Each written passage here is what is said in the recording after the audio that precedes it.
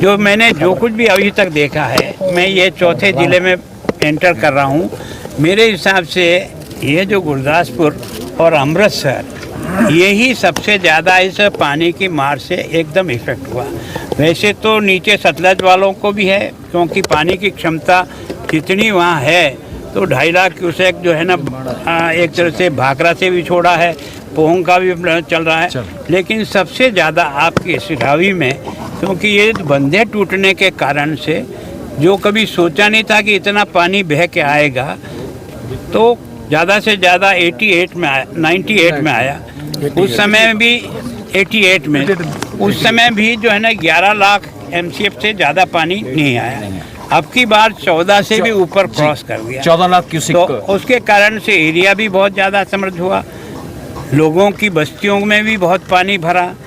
एक तरह से लोगों को बाहर निकालने के लिए जो भी तरीका हो सकता है, ड्रोन से भी एग्जामिन किया, लोगों को लिफ्ट करने के लिए एयरफोर्स का भी काम में लिया, कुछ और जो साधन हमें मिल सकते थे उन सब से निकाला।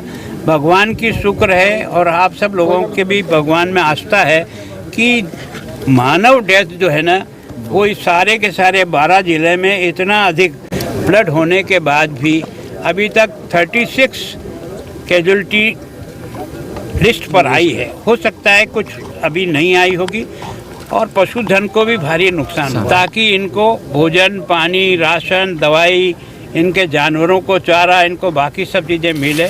मुझे बहुत प्रसन्नता है कि ये पंजाब मैंने पहली बार देखा कि जनता की तरफ से भी जितना सहयोग यहाँ हो रहा है, उतना मैंने जन इन्वॉल्वमेंट पहले मेरे किसी स्टेट में नहीं देखा। मैं जिस रास्ते से भी गुजर रहा हूँ, लोग जो है ना ट्रैक्टर सामान भर कर के और डिस्ट्रीब्यूट करने के लिए अपने बूथे पर जा रहे हैं। प्रशासन भी मुस्तैदी से काम कर रहा है। नुकसान का जो हिसाब किताब है, वो तो पानी उतरने के बाद ही सही उसका आकलन होगा, और उस आकलन के लिए मैंने गृह मंत्री जी से स्वयं से बात की है जी, प्रधानमंत्री जी ने स्वयं मुख्यमंत्री से बात की है, अभी शिवराज सिंह जी की मेरी बात हुई है, वो भी कल आकर के इधर का सारा देख के जाएंगे। और किसान को जो फसल का नुकसान हुआ, मकान का नुकसान हुआ, जानवर का नुकसान हुआ, और भी जो है उसमें ज़्यादा से ज़्यादा कैसे केंद्र की सरकार हमारी मदद करे, ये यहाँ से रिपोर्ट जाने के बाद उनकी टीम भी यहाँ आएगी, सर्वे करेगी, और वो सब मिला कर के अधिक से अधिक जो कुछ दिया जा सकता है वो निश्चित रूप से देंगे। क्योंकि ये केवल और केवल उनकी मांग नहीं है, हमारा दायित्व भी है कि संकट के समय में ऐसे परिवारों को कैसे बाहर निकालें, ये सरकार की प्रायोरिटी रहती है। जहाँ तक मेरा अनुभव है, सरकार के पास ऐसी संकट के समय पैसे की कोई कमी नहीं रहती। कई राज्य जो है ना, वो पंजाब को आर्थिक सहायता भी बिना मांगे ही राज्य सरकार भेज रही है, ताकि सब राज्य भी मिलकर के इसमें हमारे सहयोगी बन रहे हैं। तो मैं सोचता हूँ कि लेकिन इसका सही आकलन पानी उतरने के बाद, जो सबसे बड़ी त्रासदी आने वाली है वो उतरने के बाद आएगी। कारण क्या है, कई मकान जो डैमेज होंगे और जो गिरेंगे, वो बारिश के बाद धूप के आते ही कई मकान निश्चित रूप से, विद्यालय हो सकते हैं, अस्पताल हो सकती है, आंगनवाड़ी हो सकती है। मेरी प्रशासन से निवेदन है कि एक बार सब बिल्डिंगों का इंजीनियर के द्वारा वेरिफिकेशन के बाद ही बच्चों को और इन सरकारी जो बिल्डिंगें हैं उनमें प्रवेश उसके बाद ही दें।